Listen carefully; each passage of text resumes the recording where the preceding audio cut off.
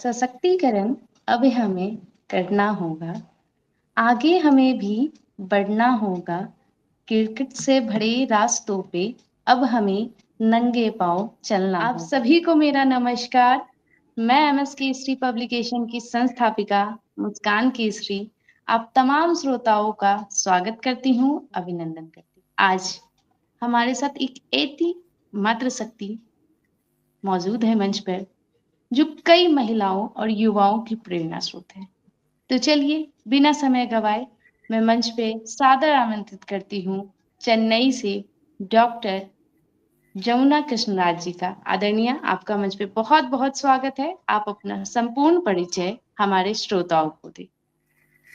सादर प्रणाम सभी श्रोतागणों को, और आपको भी एमएस केसरी पब्लिकेशन की ओर से आपने मुझे आमंत्रित किया, इसके लिए बहुत बहुत धन्यवाद आपका, और बहुत बहुत आपका भी स्वागत और नमस्कार। बिल्कुल। तो हम लोग पहला आपसे सवाल यही जानना चाहेंगे आदरणीय कि वर्तमान समय में युवा साहित्य में रुचि रखते हैं या नहीं?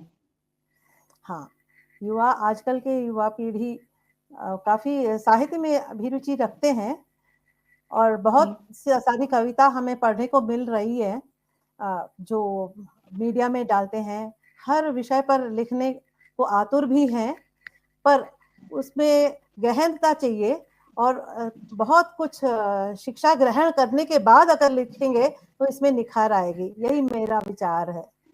अगर अभी के युवा रुचि रखते हैं तो फिर पुस्तकें इतनी कम क्यों बिक रही हैं?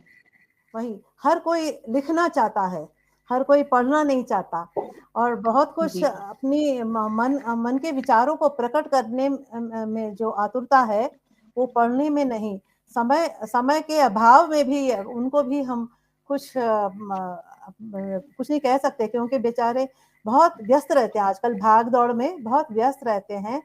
तो इसीलिए समय के अभाव में वे अपने रिश्तेदारों से भी बात करने का समय नहीं चुरा पाते, तो पढ़ने के लिए कैसे? तो यही अभाव है, और इसी वजह से वे ज़्यादातर पढ़ नहीं पाते मेरे विचार से।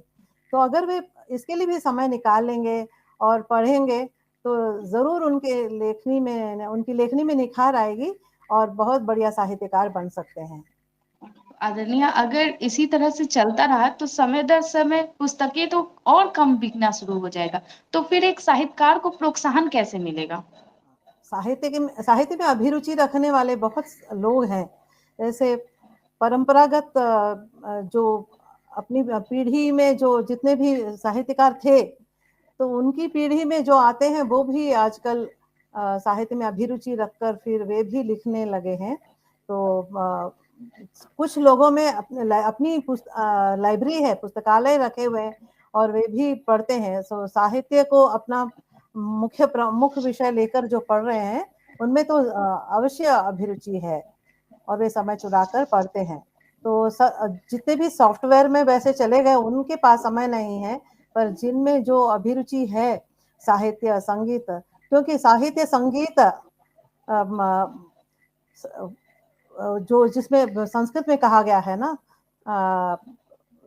जिनमें साहित्य पुच्छ विषाणहीनः तृणं न खादन्नपि जीवमानः तद्भागधेयं परमं पशूनां। ये तो कला, साहित्य संगीत कला विहीनः।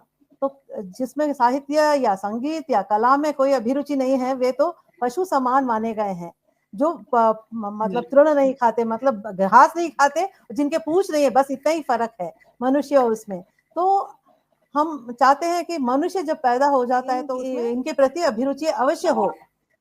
तो यथासंभव हम अपने बच्चों को साहित्य में, वैसे मेरी बेटियां दोनों ही गायिकाएं हैं और सॉफ्टवेयर में भी काम करती है, समय चुरा के गाती हैं।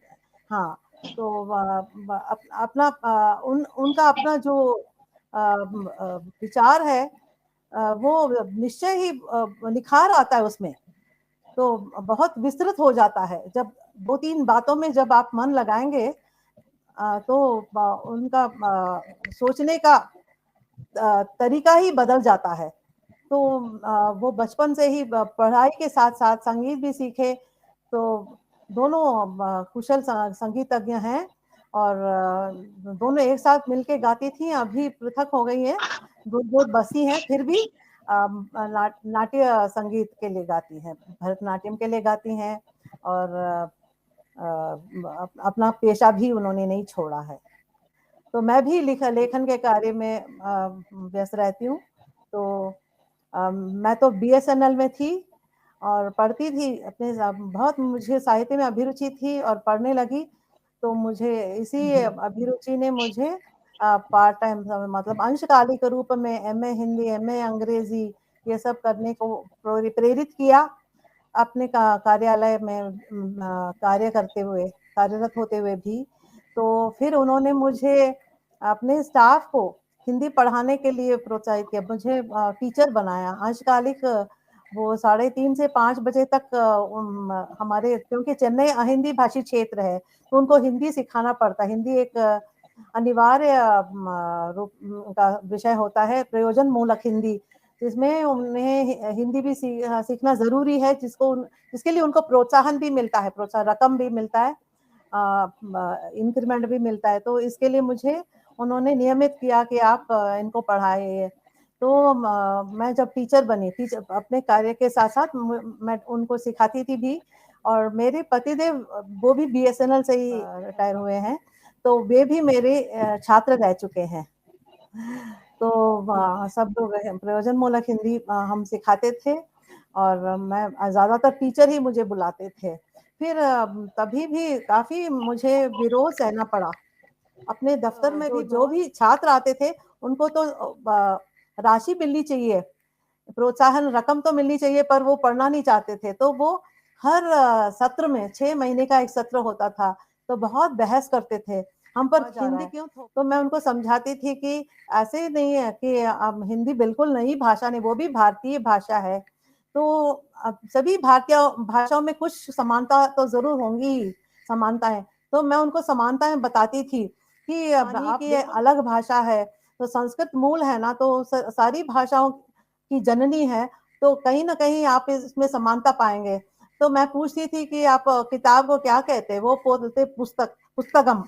तो मैं वही तो है हिंदी में पुस्तक। तो मैं बोली तो सन को क्या कहते हैं, सूर्यन। तो मैं वही तो सूरज है, सूर्यन है, सूर्य हिंदी में भी सूर्य ही कहते हैं। सत्र में यही ऐसे ही बहस होती थी और समझाना पड़ता था। तो ऐसे मैंने सोचा कि हर सत्र में ऐसे ही मतलब समस्याएं उत्पन्न होती हैं, तो मैं इसके लिए किताब निकालूं, और मेरी पहली किताब बनी शब्द संगम। ये है शब्द संगम, जिसमें 1,500 शब्द हैं समानांतर, हिंदी और तमिल की, जो समान, बिल्कुल समान संगम बनाया, मतलब शब्दकोश जैसे। तो ये इसके लिए बहुत मांग बढ़ी हर कार्यालय में, मतलब केंद्रीय कार्यालय में। तो वो कार्यशाला चलाते थे, कार्यशाला, तो 25-25 किताबें ऐसे, इसकी मांग बढ़ी और सब लोग खरीदने लगे। तो मुझे बहुत प्रोत्साहन मिला इसके लिए। तो मैं लेखन कार्य तभी मेरा शुरू हुआ। और एक और विशिष्ट बात है कि इसका विमोचन आपके यहाँ हिंदी प्रदेश के जो विष्णुकांत शास्त्री जी थे, पूर्व राज्यपाल, इतने शास्त्रज्ञ थे ना, तो उनके हाथों से, चेन्नई आए हुए थे, तो उनके हाथों से इसका विमोचन हुआ। तो एक बहुत अच्छा मेरा सौभाग्य रहा। तो शायद ऐसे विशिष्ट व्यक्ति से हुआ, तो तभी शायद मेरा विचार है। बहुत ही शानदार आदरणीय, और बहुत बहुत बधाई आपको। इसी के साथ हम जानना चाहेंगे कि साहित्य को बढ़ावा देने के लिए सरकार को कोई कार्यशाला का आयोजन करना चाहिए या नहीं? मैं तो बीएसएनएल में कार्यरत थी, पर वहां तो ये प्रयोजन मूलक हिंदी को बढ़ावा हमारे यहाँ, मैं तो चेन्नई से हूँ, यहाँ तो हिंदी विरोध ही हो रहा है। तो हिंदी साहित्य को बढ़ावा देने के लिए तो यहाँ बहुत कम ही हो सकता है। पहले तो हिंदी सीखने में उनको मन बढ़ाना चाहिए, है ना। तो हिंदी विरोध है यहाँ, बहुत हिंदी विरोध है। जहाँ कहीं भी हिंदी बोर्ड लगाया हुआ है, तो उसे काले पेंट लगा के ऐसे सब करने लगे। तो हिंदी विरोध का दौर चला ना, एक मतलब 60 के दशक में, तो बहुत बड़ा विरोध लगा। तो इसका सामना कई लोगों को करना पड़ा, जेल जाना पड़ा, ऐसे सब हुआ। फिर दक्षिण भारत हिंदी प्रचार सभा एक है, तो वहाँ कुछ सिखाते तो हैं ही, और कुछ लोग वहाँ के मतलब सत्र को पाठ्यक्रम को चलाते हैं, बच्चों को सिखाते हैं, परीक्षाओं के लिए भेजते हैं, ऐसे कुछ चल रहा है।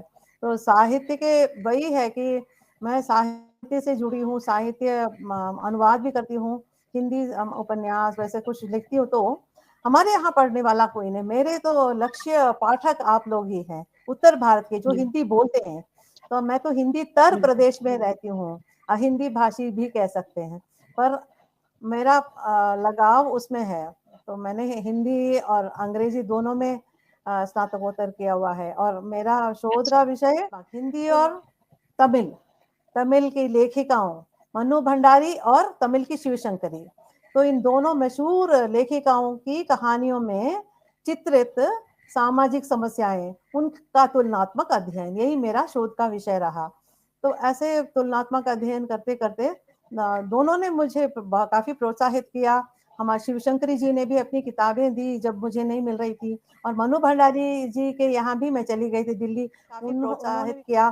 तो उनसे साक्षात्कार, दोनों से मैंने साक्षात्कार भी लिया है, और इस को प्रकाशित करने के लिए, मतलब दोनों की समानताओं को, दोनों की कहानियों में उपलब्ध समानताओं को प्रकाशित करने के लिए मुझे केंद्रीय हिंदी निदेशालय से भी उपदान मतलब ग्रांट मिला। हाँ।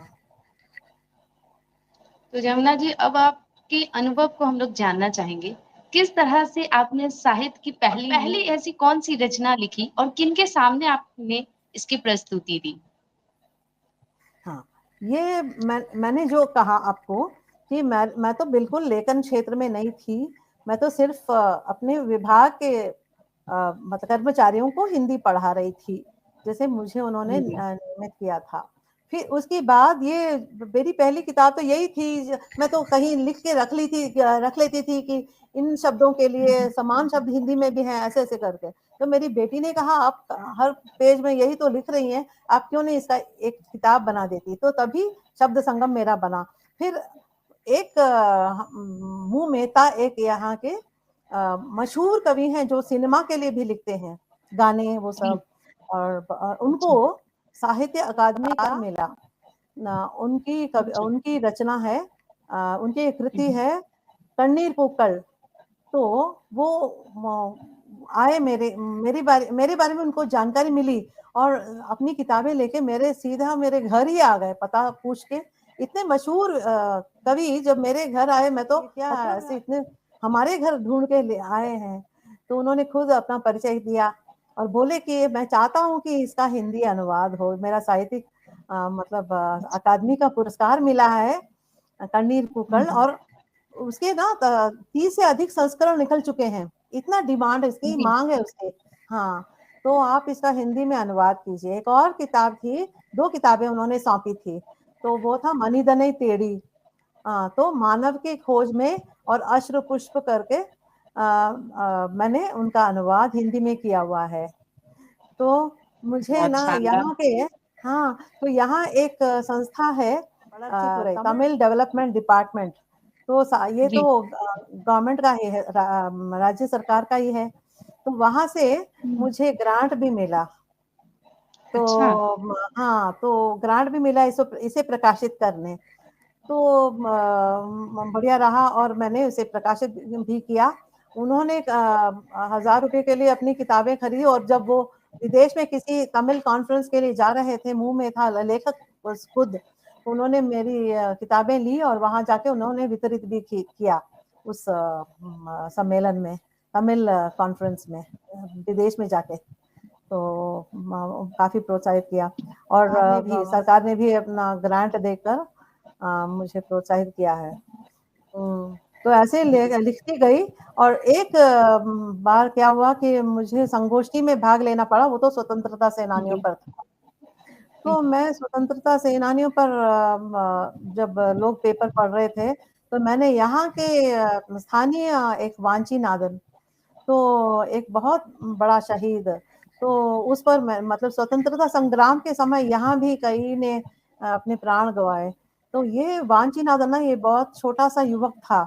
तो यहाँ वाला बाग जैसे ही एक जनरल ऐश ने ना 4,000 लोगों को मार गिराया गोली। जब वहां तिलक जी को जी अरेस्ट किया, बाल गंगाधर तिलक को अरेस्ट किया, तो यहाँ इन्होंने सभा बुलाई और सब इकट्ठे हुए और भाषण दे रहे थे। तो ये सीधा आया और सब पर गोली आदेश दे दिया कि गोली मारो सभागार में। तो 4,000 लोगों की मृत्यु हो गई। तो इसको बहुत गुस्सा आया। तो ये फॉरेस्ट डिपार्टमेंट है ना, तो उसमें ये तैनात था। तो इसको जी जी। बंदूक दी गई थी। तो इसने क्या किया, इसने उनको बता दिया कि मैं हाथी मतलब जो जंगल का हाथी जब आया तो उसका पीछा कर रहा था, मुझे पीछा कर रहा था, तो मैं पानी में कूद गया और पानी में ये पिस्तौल गिर गया, और ऐसे बता दिया उसने, और उसने छिपा के रख लिया। तो फिर वो जो अच्छा ऐश जो रेल में जा रहे थे ना, तो ये भी चढ़ गया और उनको गोली मार दी, सीधा मुंह पे मार दी और उनको उनकी हत्या कर दी। और फिर जब सिपाही इसको पकड़ने आए, तो ये गुसल खाने में घुस गया और अपने खुदकुशी कर ली। तो इसकी मृत्यु हो गई। तो ऐसे पर बहुत छोटा सा, मतलब 17 साल 20 साल के उस जमाने में शादी कर देते थे ना, जल्दी करवा देते थे। तो उसकी वाइफ प्रेग्नेंट थी और जन्म देने वाले थे। तो ऐसी अवस्था में इसने अपने प्राण गंवाए देश के लिए। क्यों? पर ये वाला जो स्वतंत्रता तमिलनाडु का योगदान स्वतंत्रता संग्राम में, तो इस विषय पर मेरी एक किताब छपी है, तमिलनाडु ये वाली। तो इसके लिए भी मुझे ग्रांट मिला और ये अच्छा। प्रकाशित हुई। तो वो जलियांवाला बाग 1919 में हुआ ना, जलियांवाला बाग कांड। तो जी उन्होंने 2019 में मुझे अमृतसर में आमंत्रित किया। जब उनको पता चला, मतलब संस्कृति मंत्रालय ने, तो उन्होंने मुझे आमंत्रित किया अमृतसर। तो वहाँ बोले कि शताब्दी हम मना रहे हैं, जलियांवाला बाग की शताब्दी के लिए एक संगोष्ठी संचालित है और आपको भाषण देना है। तो जब मैंने कहा, मैंने उसमें अपने भाषण में जब उनके हमारे यहाँ 4,000 लोगों की मृत्यु हुई, तो उन्होंने बहुत अचरज हुआ उनको। अरे हमारे यहाँ तो सिर्फ 3,000 मरे जलियांवाला बाग में, पर आप तो कह रही हैं 4,000 लोग मरे। तो इसकी सूचना हमें बिल्कुल नहीं है, आपके जरिए हमें पता चला। तो यह बहुत बहुत बढ़िया काम कर रही हैं आप। तो उन्होंने बहुत सराहा और मुझे सम्मानित भी किया। ये बहुत यादगार रहा मेरा अनुभव। हम्म, बहुत ही शानदार आदरणीय। तो अब हम हम्म, जानना चाहेंगे, क्योंकि आप कई पुस्तकों पे कार्य कर चुके हैं और कई जगह आपको सम्मानित किया गया है, तो एक हम्म। पुस्तक को तैयार करते वक्त, एक पुस्तक को लिखते वक्त एक लेखक को किन किन महत्वपूर्ण बातों का ध्यान रखना चाहिए? हाँ वही। तो मैं जब पहले मैंने बताया कि वो लेखक खुद उन्होंने ला के दिया ना, अपनी किताबें दी थी और मुझसे अनुवाद करवाया। तो वो तो सिर्फ अनुवाद था। पर ये जो संगोष्ठी में मैंने सोचा कि ये तो बहुत महत्वपूर्ण बात है कि हमारे सिर्फ भगत सिंह को जानते हैं लोग, और हमारे यहाँ के शहीद कोई नहीं जानता। तो इसे जी उजागर करना चाहिए। तो मैंने सिर्फ 5 शहीदों के बारे में ये किताब रची। तो उनकी जीवनी पर है मेरी ये किताब। तो मैं अपना कर्तव्य मानती हूँ कि हम तमिल साहित्य जितने भी हो उनको बस मतलब मैं एक सेतु बनूं, जिनको मैं उजागर करूं और लक्ष्य पाठक जो बने उत्तर भारत, तो उन तक पहुंचाऊं, ताकि सब जान सके कि यहाँ भी कुछ हो रहा है। तो यही बातें उन तक पहुंचाने का मेरा प्रयास है।